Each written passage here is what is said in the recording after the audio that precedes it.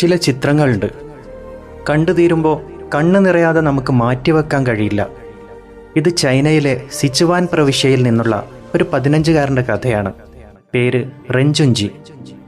അവൻ്റെ സ്വപ്നങ്ങളെയും കൗമാരത്തെയും കാർന്നു തിന്നത് നോൺ ഹോഡ്ജ്കിൻ ലിംഫോമ എന്ന അർബുദമായിരുന്നു.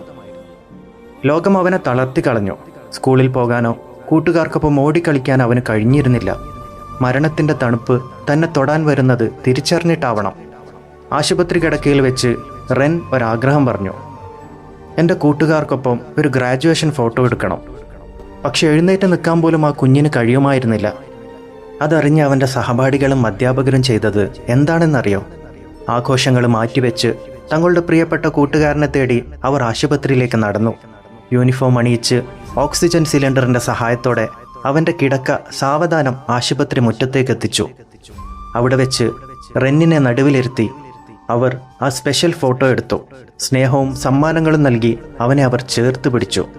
പക്ഷെ വിധി അത് അതിക്രൂരമായിരുന്നു. മെയ് 17 ആ ചിത്രമെടുത്ത മണിക്കൂറുകൾക്ക് ശേഷം അടുത്ത ദിവസം പുലർച്ചെ 4 മണിക്ക് റെൻ ഈ ലോകത്തോട് വിട പറഞ്ഞു. ഒരുപക്ഷെ പ്രിയപ്പെട്ടവരെ അവസാനമായി ഒരു നോക്ക് കാണാനും അവർക്കൊപ്പം ആ ചിത്രം പകർത്താനും വേണ്ടിയാകാം അവൻ തൻ്റെ ജീവൻ അത്രയും നേരം പിടിച്ചു നിർത്തിയത്. അവൻ്റെ പിതാവ് വിതുമ്പലോടെ പറഞ്ഞൊരു വാചകമുണ്ട്: എൻ്റെ മകനെ മറക്കാതിരുന്ന ആ കൂട്ടുകാർക്കും അധ്യാപകർക്കും നന്ദി. മരണം ജീവിതത്തെ കൊണ്ടുപോയിട്ടുണ്ടാകാം, പക്ഷേ ആ ചിത്രം ഇന്നും അവിടെയുണ്ട്, മരിക്കാത്ത സൗഹൃദത്തിൻ്റെ അടയാളമായിട്ട്. റെൻജുൻജി എന്ന 15-കാരനും അവൻ്റെ പ്രിയപ്പെട്ട കൂട്ടുകാരൻ നൽകുന്ന പാഠം മറ്റൊന്നല്ല, സൗഹൃദത്തിന് മരണത്തേക്കാൾ ആഴമുണ്ടെന്ന്. വീഡിയോ ഇഷ്ടമായ ലൈക്ക് ചെയ്യാനും ഷെയർ ചെയ്യാനും ഫോളോ ചെയ്യാനും മറക്കരുത്. നന്ദി, നമസ്കാരം.